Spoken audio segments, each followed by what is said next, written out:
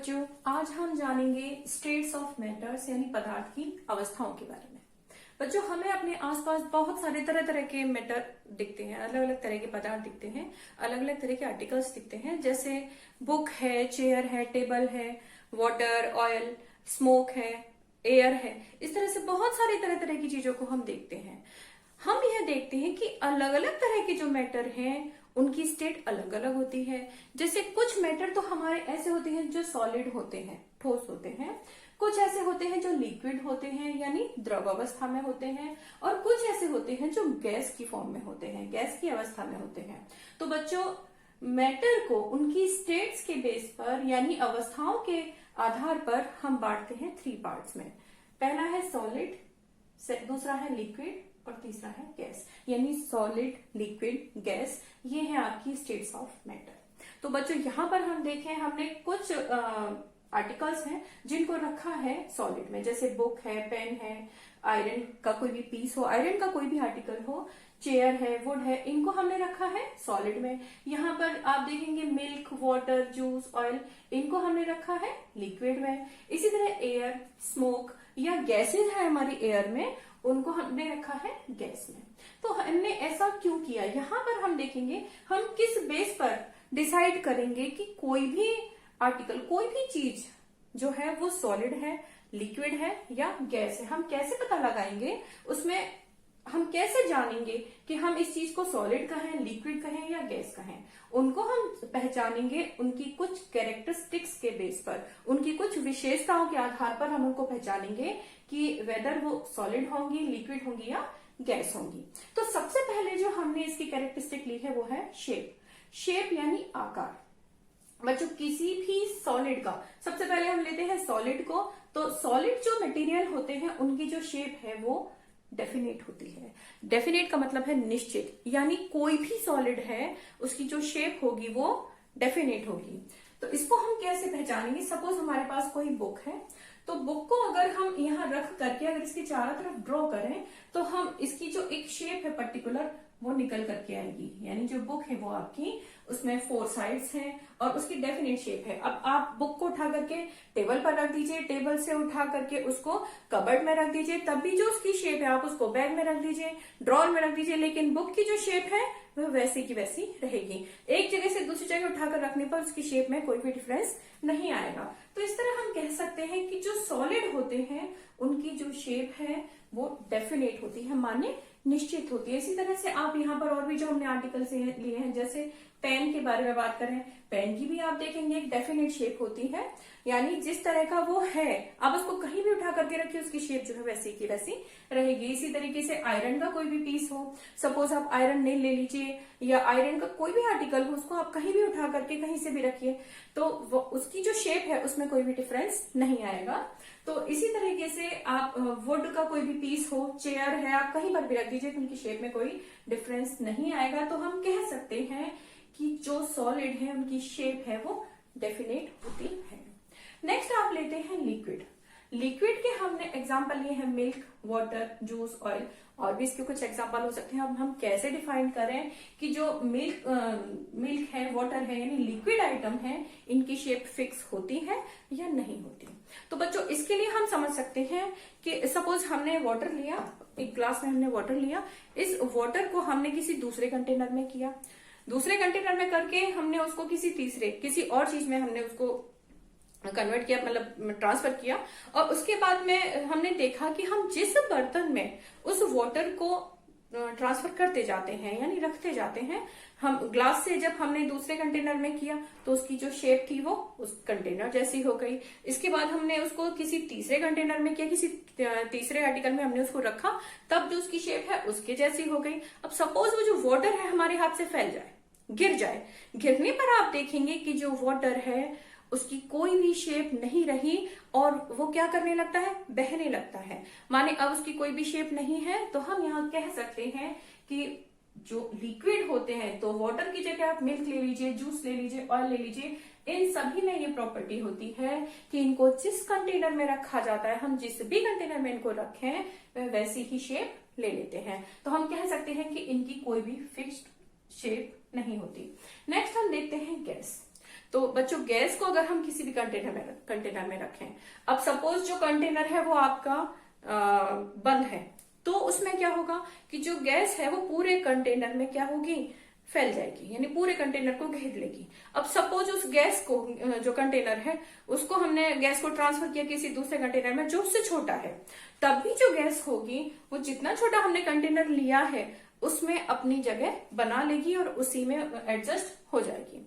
Suppose वो container हमने खोल दिया, अब जैसे ही हम कंटेनर को खोल देंगे तो क्या होगा, वो जो गैस है उस कंटेनर से निकल जाएगी, यानी कि गैस की कोई भी डेफिनेट शेप नहीं होती। इसी तरह हम देखते हैं वॉल्यूम। वॉल्यूम का मतलब है बच्चों कोई भी चीज, कोई भी मटेरियल कितनी जगह घेरता है, यानी उसकी लेंथ कितनी है, ब्रेथ कितनी है, हाइट कितनी है, यानी किसी चीज को रखने के लिए आपको कितनी जगह चाहिए, वह उसका हुआ वॉल्यूम। तो यहां पर हम देखेंगे कि जो वॉल्यूम है आपके सॉलिड का, सपोज बुक है, बुक को आपको कहीं पर भी रखेंगे, टेबल पर, चेयर पर, बैग में या कबर्ड में, उसको जितनी जगह चाहिए उसकी लेंथ, ब्रेथ और हाइट, यानी तीनों जो चीजें हैं वो क्या है, डेफिनेट है। तो यहां पर हम कह सकते हैं कि जो वॉल्यूम होगा सॉलिड का वो कैसा होगा, फिक्स्ड होगा, यानी जो सॉलिड आइटम्स होते हैं उनकी जो लेंथ, ब्रेथ और हाइट है तो वो क्या होगी, फिक्स होगी, यानी कि कितनी जगह उनको घेरनी है, कितना स्पेस उनको ऑक्यूपाई करना है, किसी भी जगह पर रखने में वह बिल्कुल डेफिनेट होता है। तो हम कह सकते हैं कि जो वॉल्यूम है आपके सॉलिड का वो डेफिनेट होता है, माने निश्चित होता है। नेक्स्ट आप लेते हैं वॉल्यूम ऑफ लिक्विड्स। तो लिक्विड्स की अगर हम बात करें, सपोज हमने मिल्क का एग्जांपल लिया, मिल्क के लिए अगर हम देखें तो मिल्क को अगर हम मेजर करते हैं तो हम लीटर में मेजर करते हैं। तो लीटर में जब हम मेजर करेंगे, सपोज हमारे पास 1 लीटर मिल्क है, उसको हमने एक कंटेनर से दूसरे कंटेनर में किया, तब भी उसका जो वॉल्यूम है वो कितना है, 1 लीटर ही है। उसको हम किसी और कंटेनर में कर दें तब भी वह 1 लीटर ही है, यानी जो वॉल्यूम है आपके लिक्विड का वह फिक्स होता है। यानी शेप तो फिक्स नहीं होती, शेप तो क्या होती है कि एक आइटम से दूसरे आइटम में आप रखेंगे तो वो क्या हो जाएगी, चेंज हो जाएगी, लेकिन वॉल्यूम जो है वो उसका वो डेफिनेट होता है। नेक्स्ट हमने लिया गैस। गैसेस के केस में आप देखते हैं कि गैसेस में ना तो उनकी शेप फिक्स होती है और ना ही उनका वॉल्यूम फिक्स होता है। तो ये तो हुए आपके डिफरेंस शेप और वॉल्यूम के केस में। नेक्स्ट आप देखते हैं अट्रैक्शन बिटवीन पार्टिकल्स, यानी कि जो सॉलिड होते हैं उनके पार्टिकल्स के बीच में अट्रैक्शन कैसा है, लिक्विड के बीच में के पार्टिकल्स में कैसा है, गैस के पार्टिकल्स में कैसा है। तो बच्चों जैसे हमने यहाँ पर ये ड्रॉ किया हुआ है, इनको आप मानेंगे पार्टिकल्स ऑफ सॉलिड, यानी यहाँ पर ये सॉलिड के पार्टिकल्स हैं, ये लिक्विड के पार्टिकल्स हैं और ये गैस के पार्टिकल्स हैं। तो यहाँ पर आप देखेंगे कि ये आपका एक कंटेनर है या एक बाउंड्रीज हैं जिनके अंदर सॉलिड पार्टिकल्स हैं। तो ये जो सॉलिड पार्टिकल्स हैं ये एक दूसरे से टाइटली पैक्ड हैं, बिल्कुल चिपके हुए हैं, और इनके बीच में बिल्कुल आपको जो फ्री स्पेस मिलेगा बहुत कम मिलेगा। क्यों होगा ऐसा, क्योंकि ये एक दूसरे से बहुत ज्यादा नजदीक हैं, चिपके हैं। तो क्यों है ऐसा कि ये एक दूसरे के बहुत नजदीक हैं, टाइटली पैक्ड हैं, तो क्यों है ऐसा, इसलिए है बच्चों क्योंकि इनके पार्टिकल्स के बीच में फोर्स ऑफ अट्रैक्शन सबसे ज्यादा होता है। जिस तरह से मैग्नेट होती है, और मैग्नेट क्या है, आयरन को अपनी तरफ अट्रैक्ट करती है, इसी तरह आप समझिए कि जो सॉलिड के पार्टिकल्स होते हैं, सॉलिड के पार्टिकल्स एक दूसरे को अपनी ओर अट्रैक्ट करते हैं, खींचते हैं। तो ये जो फोर्स है, फोर्स ऑफ अट्रैक्शन सॉलिड के पार्टिकल्स में सबसे ज्यादा होता है, यानी ग्रेटेस्ट फोर्स ऑफ अट्रैक्शन होता है बिटवीन पार्टिकल्स किनमें, सॉलिड में। तो क्योंकि इनके पार्टिकल्स में फोर्स ऑफ अट्रैक्शन सबसे ज्यादा है, और इसीलिए ये जो सॉलिड है वो क्या करेंगे, टाइटली पैक्ड रहते हैं, यानी कम जगह में ही इसके ज्यादा पार्टिकल्स आ सकते हैं। इसको आप मूव कराने की कोशिश करें, थोड़ा सा इसको आप इनके पार्टिकल्स को मूव कराने की कोशिश करें तो ये इजीली मूव नहीं होंगे, और इसीलिए जो सॉलिड हैं ये कैसे होते हैं, रिजिड होते हैं। रिजिड माने कठोर होते हैं, यानी अगर आप इनको तोड़ने की कोशिश करें तो भी आपको इसके लिए क्या है, बहुत ज्यादा प्रेशर लगाना होगा, आसानी से हम इनको तोड़ नहीं सकते। अच्छा, इसके अलावा आप देखें कि लीस्ट कंप्रेसिबल होते हैं, यानी सॉलिड को आप नॉर्मली अगर आप दबा करके उनको कंप्रेस करके उनको दबाना चाहें तो आप उनको आसानी से कंप्रेस नहीं कर सकते। इसके अलावा हम यहाँ देखेंगे रिपल्शन बिटवीन पार्टिकल्स, यानी इनके बीच में फोर्स ऑफ रिपल्शन कैसा होता है। तो बच्चों आप ये समझें कि जब यह अट्रैक्ट करते हैं अपने पार्टिकल्स को सबसे ज्यादा फोर्स से, तो फोर्स ऑफ अट्रैक्शन का अपोजिट होता है, उल्टा होता है फोर्स ऑफ रिपल्शन। तो रिपल्शन का मतलब है प्रतिकर्षण बल। तो अगर हमारे पार्टिकल्स एक दूसरे को अट्रैक्ट कर रहे हैं बहुत ज्यादा फोर्स से, तो वो एक दूसरे को रिपल्स नहीं करेंगे, या उनमें जो फोर्स ऑफ रिपल्शन है वो ना के बराबर होगा, यानी बहुत कम होगा, सबसे कम होगा। तो ये तो हुए कुछ हमारे कैरेक्टरिस्टिक्स सॉलिड के बेस पर। इसके बाद हम देखेंगे attraction of particles between liquids. तो लिक्विड्स के केस में आप देखें फोर्स ऑफ अट्रैक्शन कैसा होगा। यहां पर आप देख सकते हैं कि जो पार्टिकल्स हैं वो एक दूसरे के बिल्कुल बिल्कुल नजदीक हैं। तो जब ये बिल्कुल नजदीक है, क्यों है? क्योंकि इनके बीच में फोर्स ऑफ अट्रैक्शन सबसे ज्यादा है। अब इसके जो पार्टिकल्स हैं वो क्या है, थोड़ा थोड़ा दूर है, इनके बीच में जो फ्री स्पेस है पार्टिकल्स के बीच में थोड़ी सी ज्यादा है। तो इसको आप कह सकते हैं कि यहां पर जो फोर्स ऑफ अट्रैक्शन है, फोर्स ऑफ अट्रैक्शन है, ये है तो इनके बीच में, लेकिन इज लेजर, यानी कम है। किससे? सॉलिड से। सॉलिड की अपेक्षा इनमें फोर्स ऑफ अट्रैक्शन कम होता है। इसी तरह हम गैसेस के केस में बात करें तो गैसेस के केस में क्या है कि जो पार्टिकल हैं बिल्कुल फ्रीली मूव करते हैं। क्यों करते हैं? क्योंकि इनके बीच में फोर्स ऑफ अट्रैक्शन ना के बराबर है। तो इसको हम कहते हैं नेग्लिजिबल फोर्स ऑफ अट्रैक्शन। तो इस तरह से आप समझें कि फोर्स ऑफ अट्रैक्शन इनके सॉलिड के पार्टिकल्स के बीच में सबसे ज्यादा होता है, लिक्विड्स के पार्टिकल्स में सॉलिड से कम होता है, और गैस के पार्टिकल्स में फोर्स ऑफ अट्रैक्शन ना के बराबर होता है। अब आते हैं हम रिपल्शन, फोर्स ऑफ रिपल्शन पर। तो बच्चों जहां आपने देखा कि सॉलिड के केस में जो फोर्स ऑफ रिपल्शन है सबसे कम है। तो अब हम बात कर रहे हैं लिक्विड की। यहां पर आप देखेंगे कि जो सॉलिड के पार्टिकल्स थे वो टाइटली पैक्ड थे, क्योंकि इनके बीच में फोर्स ऑफ अट्रैक्शन सबसे ज्यादा है। इनके बीच में क्या है? फोर्स ऑफ अट्रैक्शन है, लेकिन सॉलिड के पार्टिकल्स की अपेक्षा कम है। तो यहां पर आप कह सकते हैं कि उतने टाइटली अपने आप एक दूसरे को अट्रैक्ट नहीं कर रहे, यानी थोड़ा थोड़ा रिपल्स भी कर रहे हैं। तो यहां पर जो फोर्स ऑफ रिपल्शन होगा, इनमें जो फोर्स ऑफ रिपल्शन होगा तो सॉलिड की अपेक्षा क्या होगा? थोड़ा सा ज्यादा होगा। और इसके बाद में लेकिन सबसे ज्यादा किस में होना चाहिए?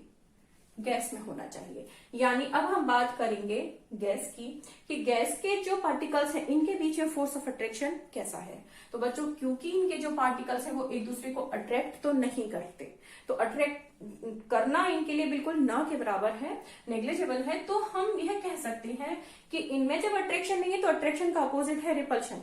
तो यानी ये जो पार्टिकल्स होते हैं गैस के, वे एक दूसरे को क्या करते हैं? रिपल्स करते हैं, यानी इनके बीच में जो फोर्स ऑफ अट्रैक्शन है वो सबसे ज्यादा होता है। और इसीलिए इस फोर्स ऑफ रिपल्शन की वजह से इनके जो पार्टिकल हैं वो एक जगह नहीं रुक सकते, वे क्या करते हैं? कंटिन्यूस मूव करते रहते हैं। जैसे आपने देखा, एग्जांपल लें आप, स्मोक का लें, एयर का लें, तो इस तरह से, या किसी भी कंटेनर में अगर गैस भरी हुई है और अगर जरा सा भी उसमें थोड़ा सा भी होल हो जाता है, थोड़ा सा कोई भी छेद हो जाए छोटा सा भी, तो उसमें से तेजी से गैस निकलनी शुरू हो जाती है। क्यों? क्योंकि वो एक जगह नहीं रह सकते रुक करके, वो क्या करते हैं? उनको जरा सा भी स्पेस मिलेगा तो वो कंटिन्यूस क्या करेंगे? मूव करना शुरू कर देंगे। तो हम यहाँ कह सकते हैं कि फोर्स ऑफ रिपल्शन जो है गैसेस में हाईएस्ट होता है। ओके, इसके बाद हम देखें रिजिडिटी।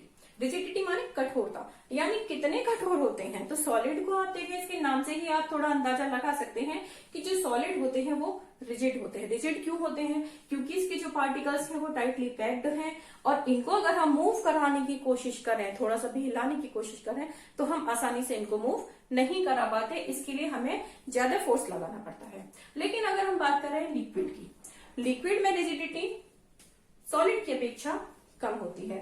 तो हम यहां कह सकते हैं कि रिजिडिटी क्या है? Less than solid. तो तो लिक्विड को क्या है, आप आसानी से मूव करा सकते हैं। आप सपोज किसी कंटेनर में वाटर है या मिल्क है, कुछ भी है, तो आप उसको जरा सा भी हिला दें तो भी जो वाटर या मिल्क है वो हिलने लग जाता है, उसमें थोड़ा सा डिस्टरबेंस आ जाता है। अब हम बात करें गैस की। गैस क्या होते हैं, इनमें रिजिडिटी सबसे कम होती है, या आप कह सकते हैं कि ना के बराबर होती है।